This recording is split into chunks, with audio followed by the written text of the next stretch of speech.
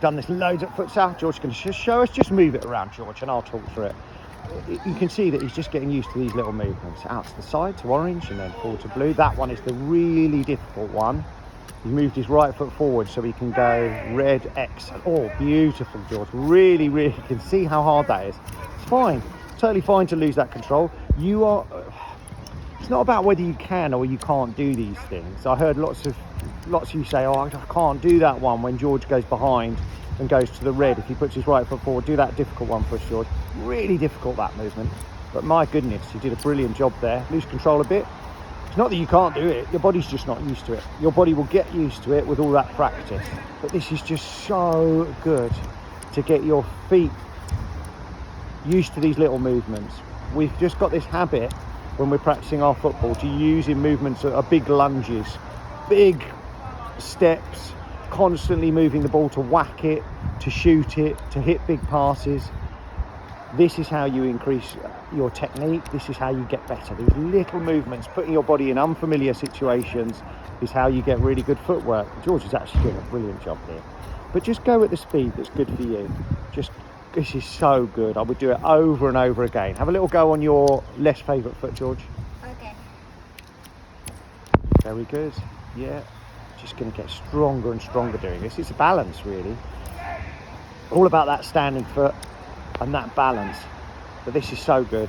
If there's only one exercise that you do when you're on your own, this is the one that I choose. Practice over and over again. That's fantastic on your weak foot. Really, really good.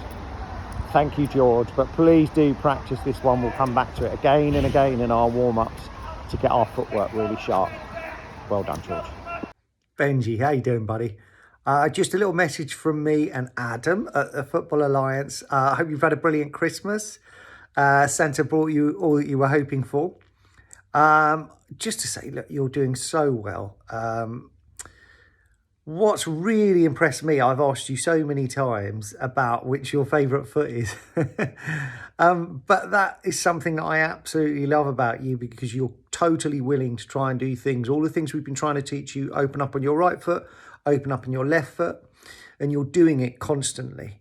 I think you've got really good game awareness. You understand things. You're doing so well with the warm-up drills because you're willing to do things on both sides. So it's really, really pleasing to see that. I think if there's one tiny thing for you to focus on, and we'll be doing this loads, we're going to work on rotations and movement. But it's that thing that I think you understand really well. So when we talk about the triangles and making sure that you move to that next spot after you pass the ball, you understand that really well when we look at the tactics board, and you know exactly where you should move. So it's kind of remembering that when you get in those game situations, that once you pass the ball, you go on and you make that forward movement. There's perpetual motion is the word, and perpetual means it just really becomes like a habit. So I'd love you to think more and more about that, so we don't get caught once you play that pass, you don't get caught standing still or watching it, which, don't get me wrong, all of us do. Grown-ups do it, professional players do it. It's remembering, now I've got to bust a gut. It's sort of the difference between a good and a really great footballer, is the one who's constantly thinking about what's next. But honestly, that's a little thing, and we will help you with it this term. We're so pleased with you. It's brilliant to have you in the group. You are doing a fantastic job, and we can't wait to see you next week. All right, see you, Benji. Bye. So another one from our futsal warm-up. We love doing this. Just a really simple, as if George is going to play the pass. So it's very similar to that L-shaped movement, but this time I'm here. He's going to look like he's going to play a pass to me, but he's going to pull the ball back towards himself. And yeah, let's have a look at what that looks like. Really nice, a good sudden stop. Really got to look like you're selling that pass to me. If he's super confident, he can look at me when he's doing it, but do it slowly when you're doing that. Yeah, love that. Really nice. Slippy old wet December day that we're on, so it's even harder doing it outside here, but really nice. Just practice that and make sure you practice it with your weaker foot. When you feel really confident, you can put much more force into it to make it really look like you're selling that pass. So have a go at that, George. Try and stop it quite suddenly. It might skid away from you with a wet surface, but have a go. Yeah, that's lovely. Good. Do a few on your less favourite side.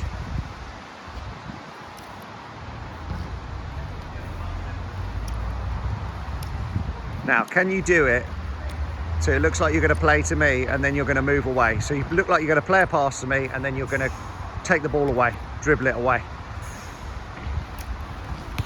Yeah, lovely. Really good. Really good. Go the other direction. So it look like you're going to play one to me on your left side and then you're going to go that way. So go. Lovely, lovely. Such a good little futsal skill. You'll see that loads in professional futsal. Really, really effective. Practice, practice, practice. You've got to practice really selling that pass and then exploding away. This one's a little bit harder. Hang on a second, George.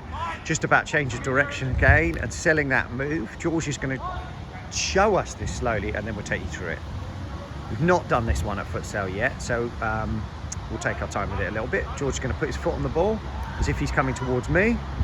Roll, stop it against his foot, and then he's going to go back the other way. Excellent demonstration, George. Well done. So it's all about selling as if he's dribbling towards me, and then he's going to plant that foot down to stop the ball and go back the other way. Let's see if we can do it a tiny bit quicker, and we'll have a few goes, George. Drag and then take it away. Really nice, really nice.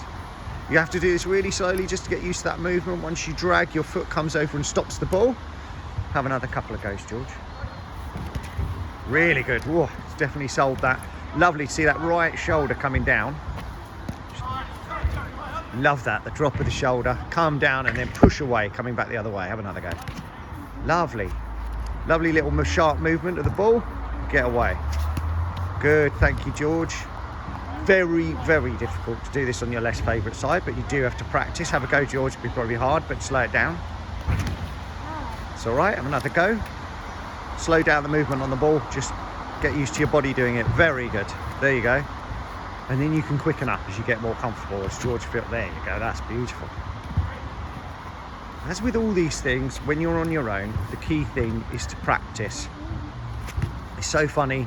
I said this before, but even when we're in the garden on our own, we get self-conscious and we shouldn't. So George, when he's on his own, should be practicing on this side because it's the one that he finds really hard. There's no one watching. There's nothing to be, well, you should be trying it at futsal because we're never going to have a go at you and no one's going to criticise you.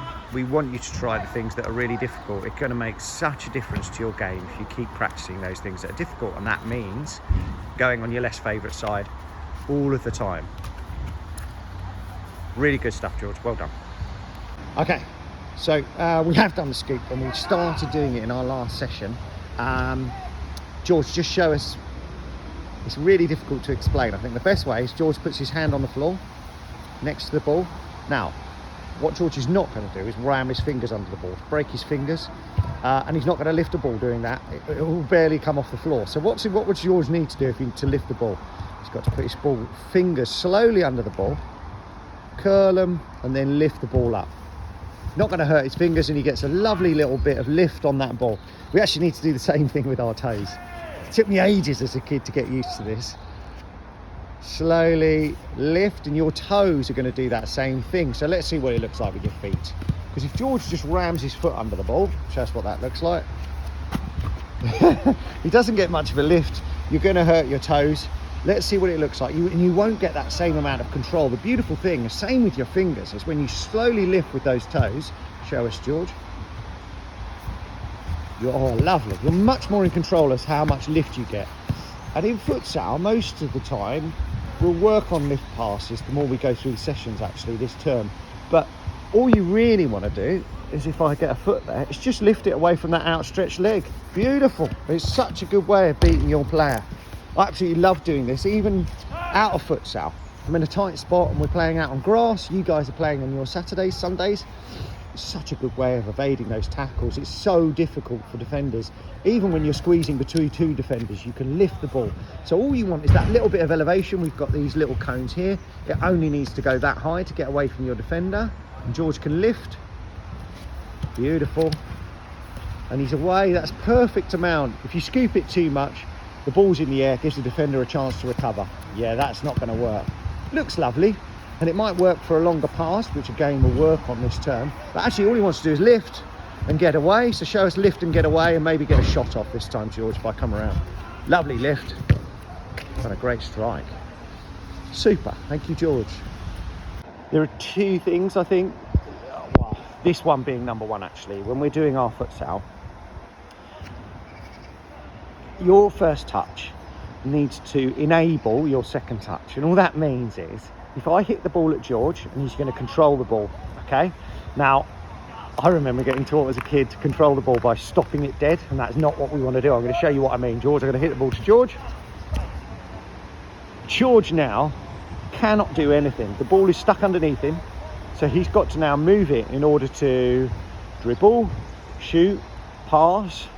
So George, let's have another go. That's a position we don't want to get in. And yes, we do want you to use the bottom of your feet, but I'll show you what futsal players do every time when they control the ball. They stop the ball, but it's one continuous movement. They then move it so they can do everything that they want to, or anything that they want to do with their second touch. If I hit to George, there, he just used the bottom of his foot to roll the ball away. And that meant that George can now shoot, pass, dribble, but all three of those should be an option for you. We've spent loads of time, so if I get George to do it on his attack foot, so you're going to go that way on your attack foot. Lovely. That isn't always going to be an option. It's what we want you to try and do if you can, is to open your body. It's what we spent a whole term doing, getting you to move in your attack foot. It might not always be an option. So it may be that you need to turn it a different direction. But what we've got to make sure we do is we don't get the ball stuck under us. Show us what that looks like, George. He's got, yeah, really difficult now for George to move out of that position. Unless he can do the futsal roll in one movement and get himself away. But let's just try a few different versions of George. Just first of all, try at the bottom of the foot, move away, futsal style. Lovely. And then he can play. And you can take that into a movement, you can hit it. Let's see what that looks like. I'm going to hit it to you. Shift. And then you can shoot, pass, do whatever you want to do. Lovely. What are the other versions of this? So I'm going to hit it to you, try and use a different part of your foot to enable you to have that second touch. There you go, outside of the foot. Can we go the other way?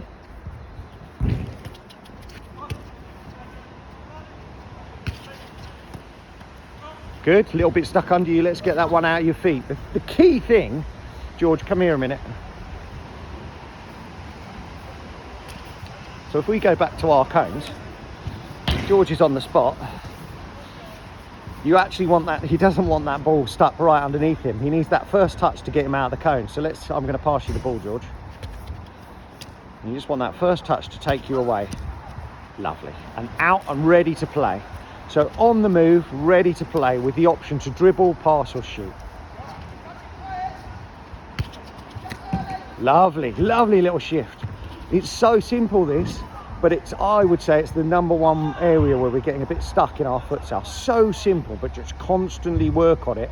My first touch is what allows, it's almost like an assist for your second touch. Allows you to do anything you want to with your second. Dribble, pass, shoot. One more, George. Lovely. Good, just practice it relentlessly. Thank you, George.